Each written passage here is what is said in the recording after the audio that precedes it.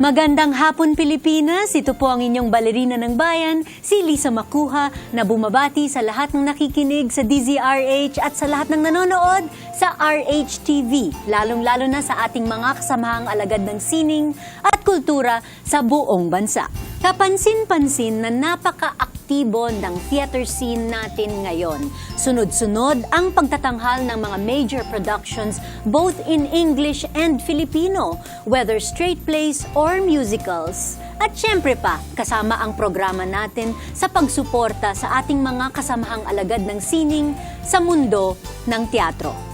Sa hapong ito, kasama natin ang dalawang theater artists na nasa likod ng isa sa mga inaabangang productions na magbubukas sa buwan ng Mayo. From the musical comedy Forbidden Broadway, please welcome Joel Trinidad and Caisa Borromeo. Si Joel Trinidad ay isang batikang aktor, scriptwriter at director para sa entablado. Naging kabilang siya sa mga produksyon tulad ng Defending the Caveman, Breakups and Breakdowns, Avenue Q, the 25th Annual Putnam Country Spelling Bee, Crush Hour, Rocky Horror Show, Portrait of the Artist as Filipino, Hamlet, Proof at Amadeus. Noong 2011, nagwagi siya ng Aliw Award for Best Actor in Feature Role para sa musical production na Chaos. Bilang co-founder ng Art2art Productions, si Joel din ang writer at director ng maiksing dula na Crush Hour na unang itinanghal sa Times Square Arts Center sa New York noong 2010. Samantala, si Caisa Borromeo naman ay isang classically trained singer na nagtapos bilang voice major mula sa St. Scholastica's College. Bilang theater actress, nanalo siya ng 2010 PhilStage Gawad Buhay Award Best Female Lead Performance in a musical para sa kanyang pagganap bilang Jo sa Little Women ng Repertory Philippines. Kabilang sa kanyang mga naganapang dula sa tanghalan ay ang Shakespeare in Hollywood, Love's Labor Lost, I Love You Because, Mulan, Aladdin, West Side Story, Hairspray, Fiddler on the Roof at Sweet Charity. Isang mainit na pagbati ang hatid ng Art2art sa mga premyadong artista ng teatro na sina Joel Trinidad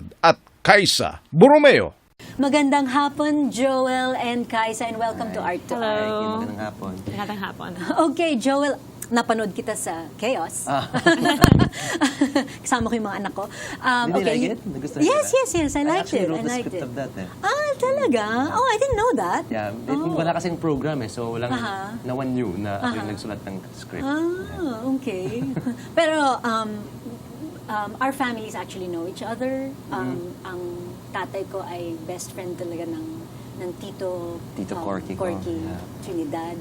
And I know Flip, I know Tita Ana, and anyway, we digress. Okay, you are second generation artist kasi ang iyong ama ay ang sikat na artistang si Noel Trinidad. Did you start out as a child actor? Hindi naman. In school, syempre may mga school play, ganun. Syempre sinasalihan ko yon. Pero professionally, I joined theater 23 years ago. So, 19 years old na ako. Okay. So, hindi naman child actor. And so, you entered theater because yung tatay mo nasa theater? Or? Yes and no. Kasi parang it was a nung bata genuine pa ako, interest? Yeah, nung bata ako, napapanood ko siya sa shows niya, di ba? Parang, parang enjoy yun. But at the same time, he discouraged me a little bit. He said, you should try something else kasi mahirap na buhay eh. Yung buhay artista mahirap na. Pero kung yan ang gusto mo, I support you. Pero okay. I don't recommend it. Parang gano'n. So, yes and no yung sagot. So, did you ever consider entering politics? No. No. No, not at all. Parang wala akong Kasi interest. you're also a laurel on your mother's side. Yes. Yeah. I was always immersed in it because of my family nga, but wala akong interest sa politics. Even though may pagka-theatrical rin yung politics, di ba? Minsan. Actually. Ikaw naman, Caisa, you are a classically trained singer. Actually, I didn't start out classical. I only tried it out in college. But I started singing when I was a kid. And I moved here to the Philippines. Tapos, I was 10. I was 10 years old. Tapos my tita, Donna Duave, she was, kasama siya sa Repertory Philippines. She was one of the actors. She was in Camelot with Manchulao Chenko Yulo, Koy Laurel, lahat sila. Tapos when I watched it, I guess I just fell in love with theater and I wanted to perform. So I told my aunt that I wanted to do that, and she enrolled me right away in the workshops sa Repertory Philippines.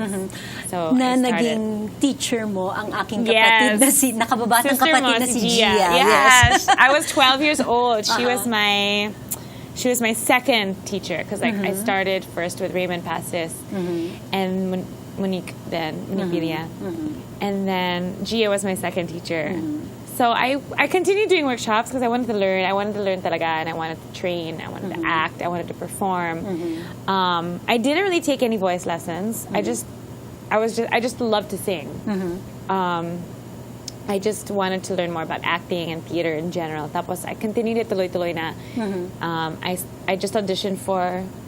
I think I took 6 workshops like, in a row. As in, like, I didn't want to stop. Okay. Pero it reached the point where I tried to audition. I auditioned for the shows professionally. Tapos my first professional theater show was Snow White with Repertory Philippines Children's Theater, directed by Joy Virata.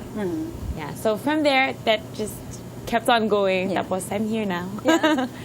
Una tayong nagkakilala sa dressing room ng CCP. Yes. Kasi Yes. yun yung awards. The awards, Gawad Buhay. Gawad Buhay We were dressing awards. roommates. Yeah. Yeah.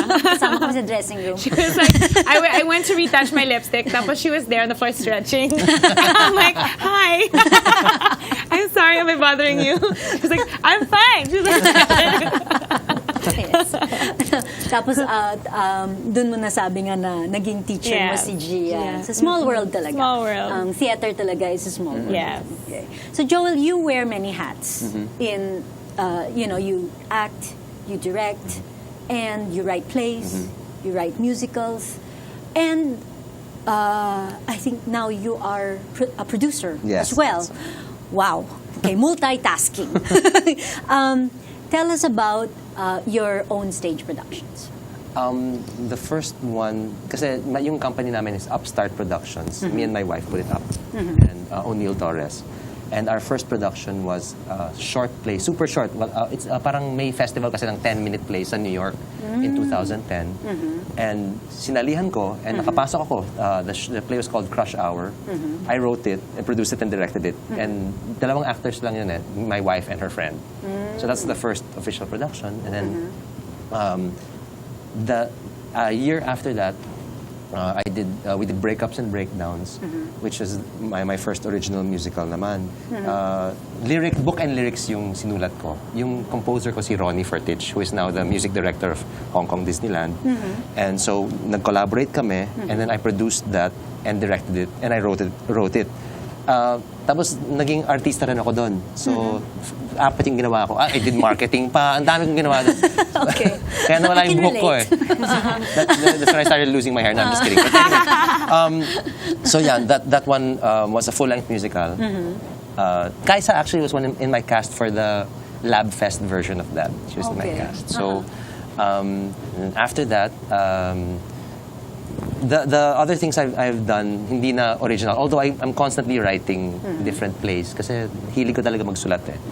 So most of my career has been performing. But I've always been a writer. Nag-journal ako, lahat. Nagsulat ako even in school. Yeah. So ngayon, mas nagiging writer ako ng konti. So that it's acting, writing, directing. Parang nagiging equal na siya in terms of interest. Okay. Dati But what is performer lang talaga. the most challenging for you? Most challenging is directing. Directing. Kasi bago lang ako as a director eh. And I didn't take any classes or anything. Parang, if you work, like, as an artist, diba? Parang you work with someone na magaling, you learn eh. So you pick up things, ganyan. So it's just accumulated knowledge. So I'm still learning a lot as a director. So yan yung pinakamahirap. Anong pinakamadali? Performing. Kasi first play ko, kindergarten pa lang ako eh. And I don't remember it. May mga picture lang kasi ako. I could see, parang I was on stage, may Christmas tree, ganyan. And I was the lead in that play apparently. So, and middle child ako, so attention-seeking siguro, di ba? So, yan yung pinaka-natural sa akin. That's the most, I wouldn't say easiest, but the one that comes most naturally to me. Ikaw naman, Caisa, aside from performing, are you involved in any other aspect of the theater industry? I do teach. I give vocal coaching. Used to teach like the summer workshops at Repertoire Philippines, trumpets. I do a lot of freelance voice coaching. I teach kids, adults, all ages. Yeah. Okay. So, why did you decide to put up your own production company, Joel? Kasi That's a major headache. I was about to say commitment, but Actually, what happened was, that show I told you about Breakups and Breakdowns, yung una naming major production, di ba? So, almost 9 years ko sinulat yun eh. Yung music nun, kasi I don't write music eh. Yung composer, collaborator ko si Ronnie Fortich nga, within like 1 month or 2 months, tapos na yung music. Kasi I wrote the lyrics muna eh. Tapos binigay ko sa kanya, after mga 1 or 2 months, tapos na. Genius kasi yun eh. So, pero yung revisions ng book, yung script, ang hirap. And then, you write, and then every time, as an artist, you're never satisfied, di ba? So you go back, ang pangit ito, papalitan ko to. Okay, ito, revise. So, 9 years later, sige, hindi pa rin perfect, pero sige, ito na to. You have to let it go at some point, di ba?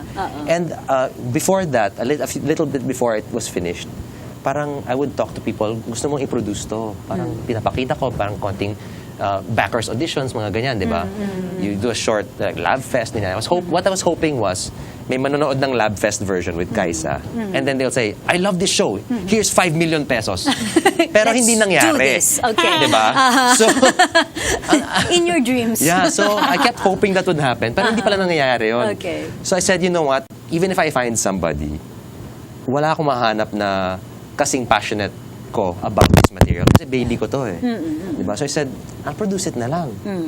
See, I don't know anything about producing. I didn't know anything about putting up a theater company. Didn't know anything about producing. I said, bahala na. I'll just hire people na mas magaling sa akin. Mas matalino sa akin. So, consulting people, putting things together. Tapos I put it up. So it was really just to put up that show. Okay. Kasi people are telling me, you're gonna put it up, you're gonna produce it, start a company na para parang may momentum, di ba? Para tuloy-tuloy yun. So yun. So after that, I had a company, so okay, let's do other things. Diba? So we're very, very new. We launched in 2010, and we're on our Forbidden Broadway's pang-apat pa lang na Pang-apat production. na headache. When I say headache, para siyang like a child. Yes, Yeah. yes, Yung yes. parang, di ba, nakakainis, nakakarinde, pero love mo pa rin siya. Diba? Okay. Marami pa po tayong pag-uusapan tungkol sa mundo ng teatro kasama sina Joel Trinidad at Caisa Borromeo. Dito pa rin sa Art2art. Magbabalik po kami pagkatapos ng ilang paalala. Programang hatid ay sining at kulturang para sa lahat. Magbabalik ang Art2art. Schedule ng mga inaabangang konsyerto. Update sa mga magagandang panoorin sa mga tanghalan at teatro. Narito na ang Art2art Calendar.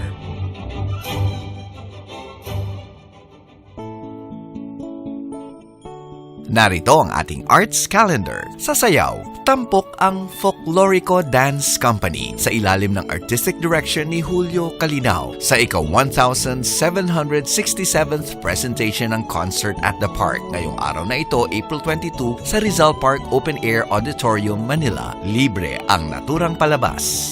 Sa teatro, nagbabalik entablado ang musical dramedy ng Philippine Educational Theater Association o PETA na Care Divas. Mapapanood ang Care Divas mula April 27 hanggang April 29 sa On-Stage Theater, Greenbelt 1, Ayala Center, Makati City. Ito ang kauna-unahang partnership ng PETA at ng Repertory Philippines. Ang Care Divas ay base sa tunay na kwento ng mga overseas Filipino workers na nagtatrabaho bilang caregivers ng mga matatandang Hudyo sa umaga at nagtatanghal naman bilang drag performers sa gabi. Para sa karagdagang detalye, tumawag sa PETA Marketing and Public Relations Office 725-6244 o mag-email sa petatheater@gmail.com.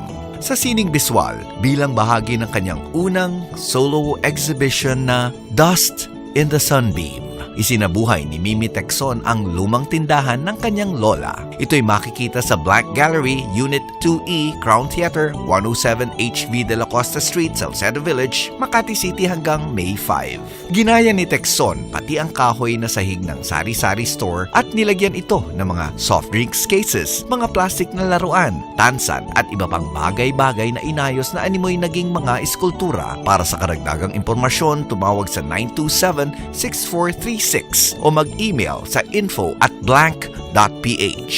Samantala, inihahandog ng Learning Center for the Arts at ng sangguniang barangay ng Loyola Heights ang isang summer art workshop na isasagawa mula April 24 hanggang May 10. Ang unang 10 lalahok sa workshop ay makakakuha ng diskwento. Para sa kumpletong detalye, bisitahin ang Facebook page ng Learning Center for the Arts o kaya'y tumawag o mag-text sa 0905-249-3855. Usapang sining at kultura para sa lahat. Kasama ang balerina ng bayan, si Lisa Macuja. Art2art. Kasama pa rin po natin ang mga premyadong artista sa teatro na sina Joel Trinidad at Caisa Borromeo. Okay, before the break, sinimulan natin pag-usapan ang Upstart Productions. So tell us about your fourth, newborn baby? Forbidden Broadway. Bakit ito tinawag na New York's longest running comedy musical review? What's a comedy musical review anyway? A review is parang wala siyang storya, kanta lang.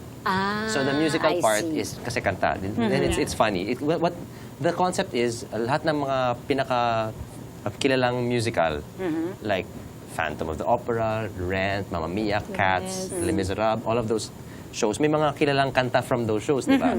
So it's like it's a collection of those songs, pero with different lyrics. Pinalitan yung lyrics na nakakatawa. The lyrics make fun of the shows. Oh, So, I see. Okay.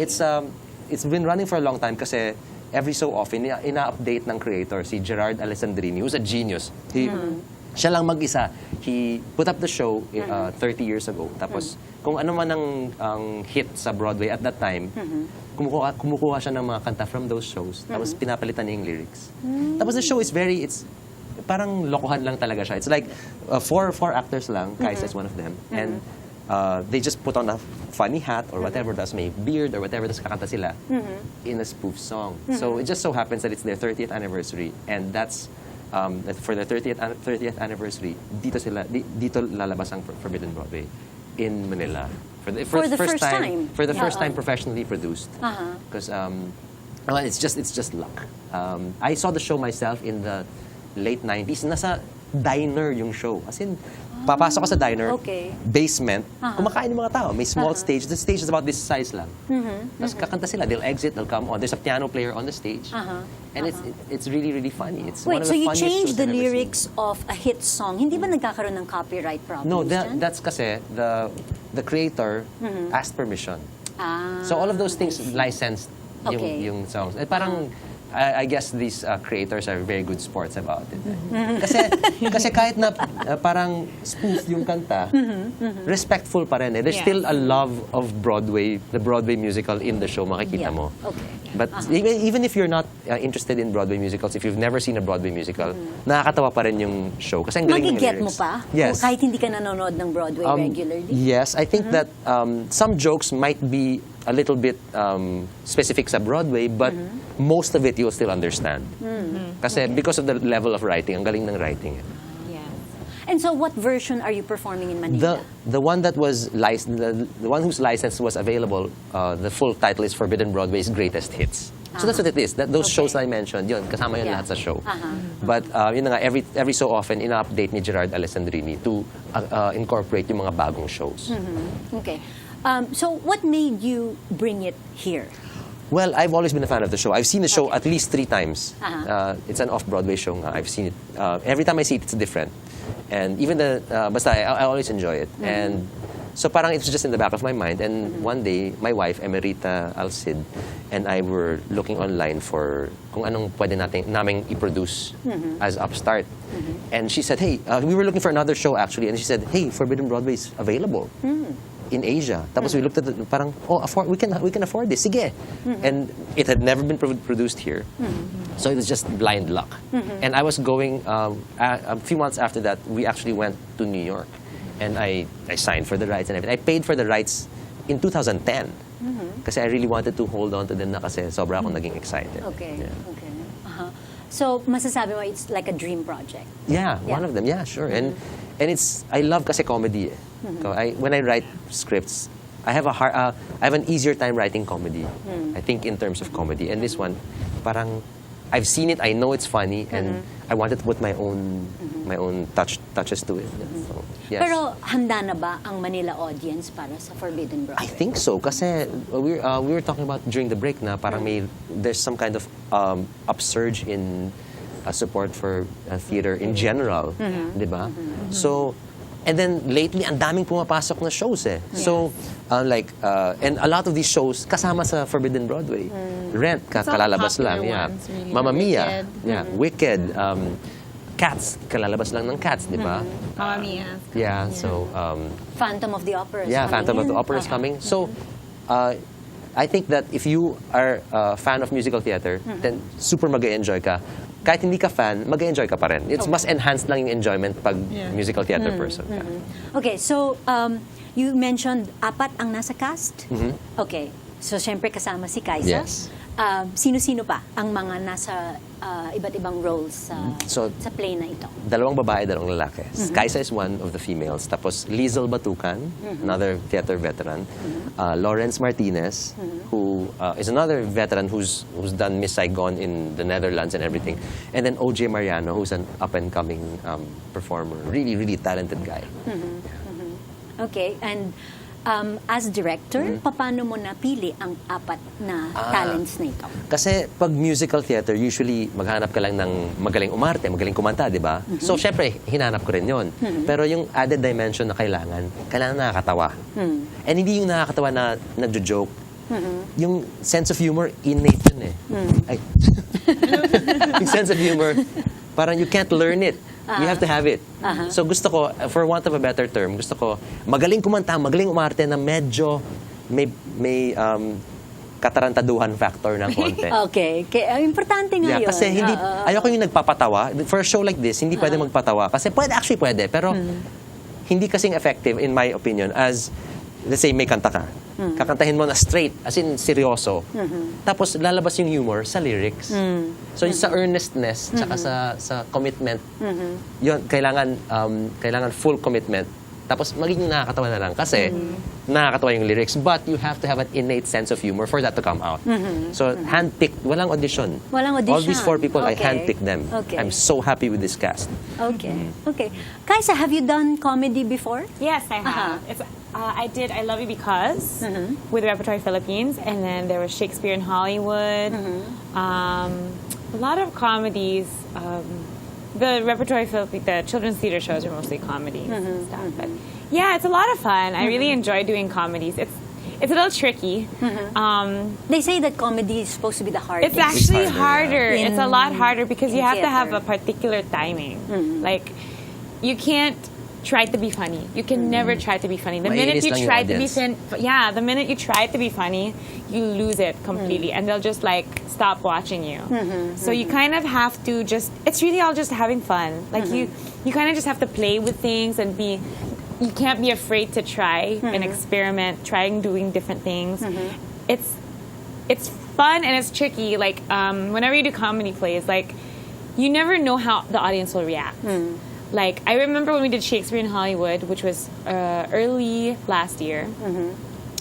They were the first time we had an audience, they were laughing and reacting to lines and scenes that we didn't expect to get any reaction from. So it's like it's a big surprise. It's a pleasant surprise. You never know how people are going to react, what they're going to react to, and the audience is always different. Yeah. People are always different. Their moods will be different. The people are different. Yeah. So it's really just about the timing, I guess. There's a particular comic timing you need to have. Yes, about comic timing. Yeah. I've heard that phrase before, Yeah. no? Although I haven't really worked in theater. Pero yung comic timing, ano ba yun? Trabaho ng aktor o trabaho ng direktor? I think it's the actor. Uh-huh. It's the actor. It has to come from you. But Okay. it's a two-way thing with the audience. You totally get it from the audience. Like, you get the energy and the vibe. I don't know, the timing. It's hard to explain comic timing. Yeah, it's I like, I think it's a personality thing. Okay. Because like even like comic timing as a person, like your sense of humor as a person when you're hanging out with your friends, you have a particular comic timing also.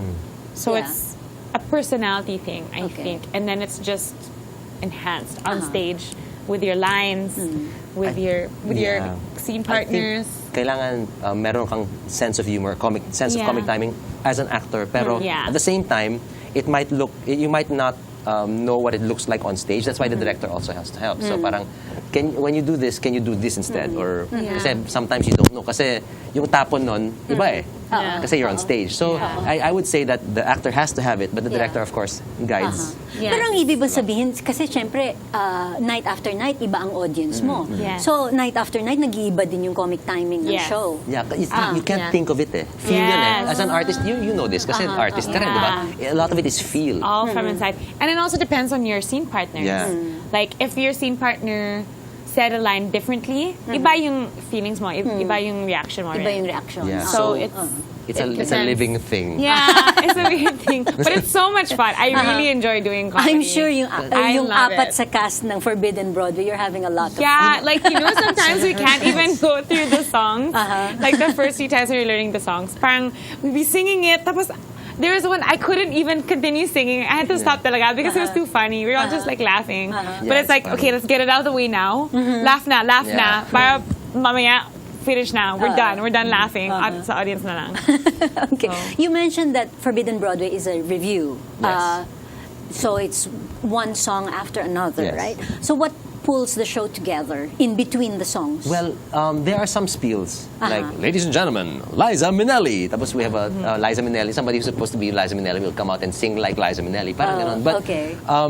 My concept of the show, my personal concept is para siyang 4 actor friends that parang nakawala sa dressing room, sa backstage, and then just playing Moving around. So, around. ganun. So, yun yung concept. Of course, it can be anything, pero yun yung concept na pinili ko. And there are a few connecting bits, parang spiels, but not a lot. It's very simple. As in, most of the time, it's just fade out, fade in, ganun. As per script. Yeah. Very simple. I think the simplicity of the show, parang yan yung charm niya. Yeah. Very, very bare bones. It's really just the performances. That's why I've said this in other interviews.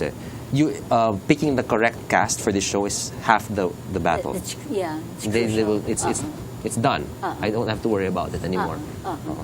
Okay, Forbidden Broadway. Forbidden din ba ito sa mga bata? Or Hindi, rated actually. PG? No, not even PG. There's nothing objectionable in the show.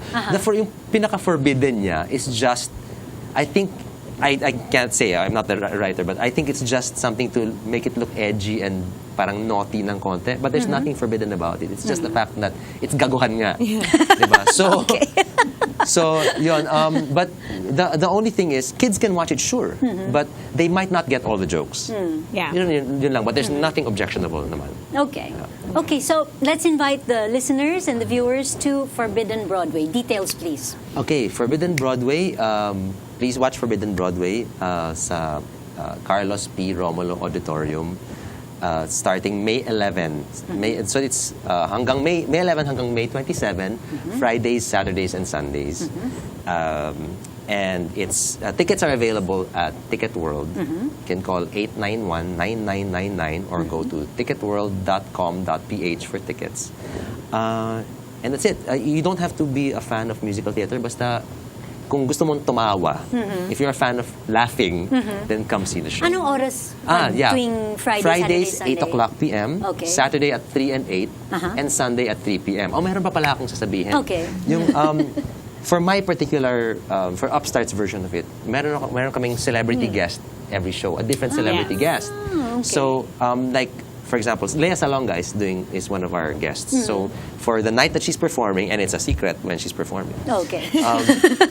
for the night she's performing, she will sing one of Kaisa's songs. Ah. So, parang ganon. So, We have other Celebrity celebrities like, so it's Leia, Aisa Seguera, Joy Volante, Jet Pangan. Jet Pangan's doing opening night, I can tell you that.